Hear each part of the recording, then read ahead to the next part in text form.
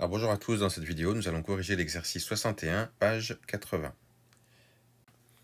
Alors la première chose qu'on vous demande c'est de déterminer des aires, et là c'est l'aire du triangle CMA, donc celui-ci, avec l'aire du triangle CMB, donc celui-ci. Alors il faut se rappeler que la formule pour l'aire d'un triangle c'est base fois hauteur divisé par 2. Là si vous regardez ici ce triangle-là, on va peut-être commencer par celui-là, c'est plus simple à comprendre. Ce triangle-là, alors ce qu'on appelle la hauteur, normalement, vous savez que c'est une droite qui passe par un sommet et qui est perpendiculaire au côté opposé à ce sommet. Et donc, ça va être une des trois hauteurs du triangle. Et puis, la base, eh bien, c'est ce, entre guillemets, sur quoi repose la hauteur. Donc, c'est le côté qui est perpendiculaire à la hauteur, donc c'est ça. Donc base ici, CM fois la hauteur BR divisé par 2, ça va nous donner l'aire de CMB. Donc c'est ça. Pour l'autre triangle, là la difficulté, c'est que la hauteur, elle sort du triangle. La hauteur, en fait, elle est ici. Pourquoi? Parce que alors c'est bien une droite qui passe par un des sommets et qui est perpendiculaire au côté opposé, c'est-à-dire celui-ci, mais quand on le prolonge, parce que là, on ne peut pas la faire à l'intérieur du triangle. Donc, c'est ça la hauteur. La base, donc, c'est ce sur quoi elle repose. C'est le côté qui est perpendiculaire. Alors, attention, on ne prend que CM. On ne va pas jusqu'à MP. La base, c'est toujours un des trois côtés du triangle. On ne peut pas prendre la partie rallongée.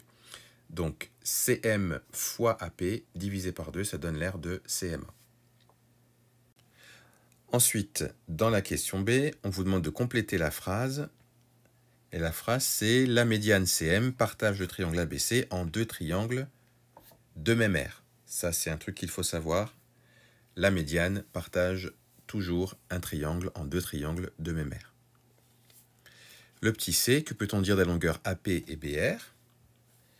Eh bien, ce que l'on sait, c'est que les aires de l'aire de CMA et l'aire de CMB sont les mêmes. C'est ce qu'on vient de dire.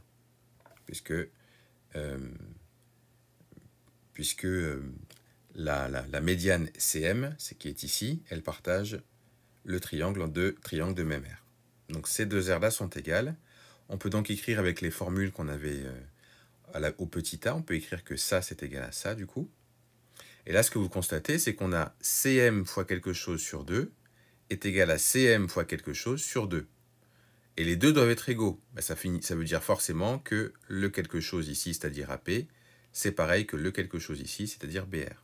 Donc AP est égal à BR nécessairement.